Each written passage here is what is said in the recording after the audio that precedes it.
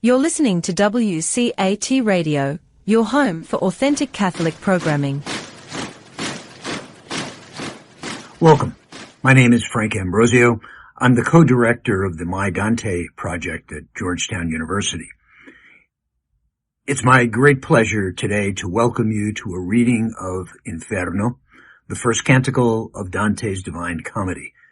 It's voiced by Danny Fitzpatrick, and he's reading his own translation of the poem, which he recently completed in commemoration of the 700th anniversary of Dante's death in 1321. Poetry is meant to be spoken and heard. As Danny speaks, listen for the simplicity and economy of the English words and rhythms which Danny has discovered at work in Dante's native Italian. In their music and textures, we hear the primal power with which they break forth from silence, revealing the whole world, together with all of us, the living and the dead. So let's join Danny Fitzpatrick now on Dante's journey. Hello and welcome to another episode of the Dante in a Year podcast. My name is Danny Fitzpatrick. Over the last few canti, we've worked our way through the circle of the violent, and today, in Canto 16, we'll come to the edge of the pit of fraud, where the monster Geryon will meet Dante and Virgil. Now I was there where I heard the rumbling of the water that falls into the other gyre, as the hum that the hive makes, when three shades together parted, running, from a throng that passed under the reign of the harsh martyrdom. They came against us, and each one cried, "Stay, you who by habit seem to be one of our depraved land." Oh my, what plague I saw on their limbs, recent and old, incensed by the flames. Remembering them now, I still sense the pain. My teacher attended to their cries. He turned his face toward me and said, "Now wait, one ought show courtesy to these. And if not for the flame the nature of the place fires, I'd say that hurry steads you better than them." They recommenced as we rested, their ancient verse, and when they'd joined us, the three made of themselves one wheel. As champions on the verge of battle, nude and anointed, awaiting their hold and their advantage, before they trade beatings and blows.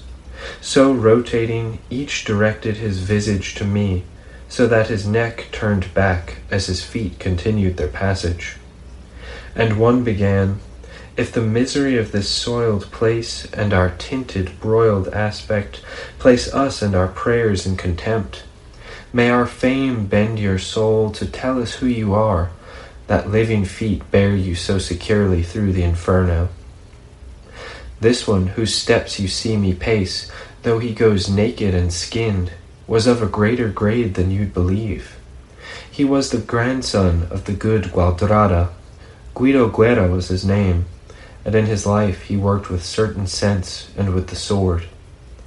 The other who presses the minced sand is Tegiaio Aldobrandi, whose voice ought to have been uplifted in the world. And I, who am placed with them on the cross, was Jacopo Rusticucci, and certainly my bestial wife harmed me more than any other. If I had been covered against the fire, I would have hurled myself among them below, and I believe the teacher would have suffered it. But because I'd have cooked and burned, fear conquered my good will, which made me greedy to embrace them. Then I commenced, not disdain, but pain fixed your condition within me, such that only slowly will it all depart. As soon as my master spoke that word to me, I thought that such kinds of men as you were coming. I am of your land, and always I've heard your works and your honored names depicted with affection. I leave the sour and seek for sweet fruits promised to me by the truthful leader. But before then I'll come in the end to the center. That your spirit long conduct your members, that one responded, and your fame shine after you.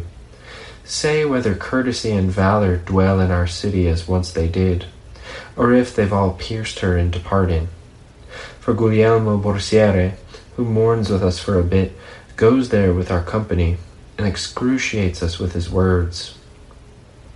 The new people and their sudden prophets have produced such pride and excess in you, O Florence, that already you keep weeping.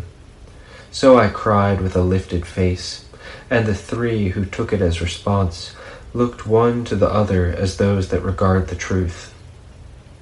If the other times it cost you so little, they all replied, to satisfy them, happy are you who speak from your place. So if you'd live beyond these dark places, and return to see once more the lovely stars, when you will rejoice to say, I was, speak of us to the people. Then they broke the wheel, and fled so that their svelte legs seemed wings. An amen could not have been said so swiftly as they disappeared, at which my master seemed ready to depart. I followed him, and we'd gone on but a bit, when the sound of the water was so near that to speak we would have heard with pain. As that stream that takes its ways first from Mount Viso to the east, from the left slope of the Apennines, that is called Aquacete up there, before it devolves into its low bed, and is emptied of that name at Forli, resounds there above San Benedetto of the Alps to cascade in one descent where 1,000 should have been received. So down from a dizzying bank that stained water rushes to resound, so that now for a bit our ears were overwhelmed. I had a cord cinched about me, and with it I'd once thought to take the leopard with the painted pelt. After I'd released myself, as the leader had commanded me, I gave it to him wound and raveled. Then he turned to the right side, and pitched it some length from the shore down into that deep abyss. And surely some new wonder will respond, I said within myself, to the novel signal that the master seeks out with his eye. Ah, how cautious men should be concerning those that don't see deeds alone, but pierce our very thoughts with their sense. And he to me, soon will come from below that which I await and you have dreamed. Soon it will come uncovered to your sight. Always to that truth that has the face of falsehood should a man shut his lips if he is able, for that without fault may still give shame. But here I can't keep silent, and on the notes of this comedy, reader, I swear to you that you be not far from grace, that I saw through that thick and shadowed air a figure that came swimming, marvelous to the surest heart, as he comes who has gone down some time to free the anchor that's grasped a rock or some other thing shut within the sea, who stretching for the surface draws up his feet. Thanks for joining me for another episode of the Dante in a Year podcast. Please remember to subscribe and share, and I'll be back Friday with Dante's Inferno, Canto 17.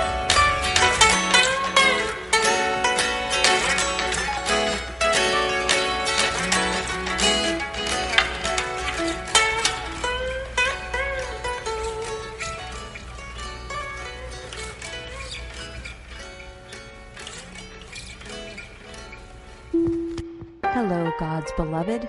I'm Annabelle Mosley, author, professor of theology, and host of Then Sings My Soul and Destination Sainthood on WCAT Radio.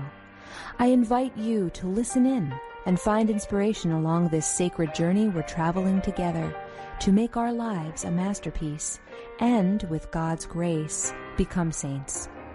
Join me, Annabelle Mosley, for Then Sings My Soul and Destination Sainthood on WCAT Radio.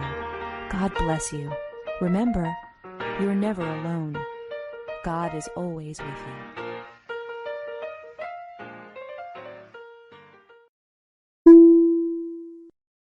Thank you for listening to a production of WCAT Radio. Please join us in our mission of evangelization. And don't forget, love lifts up when knowledge takes flight.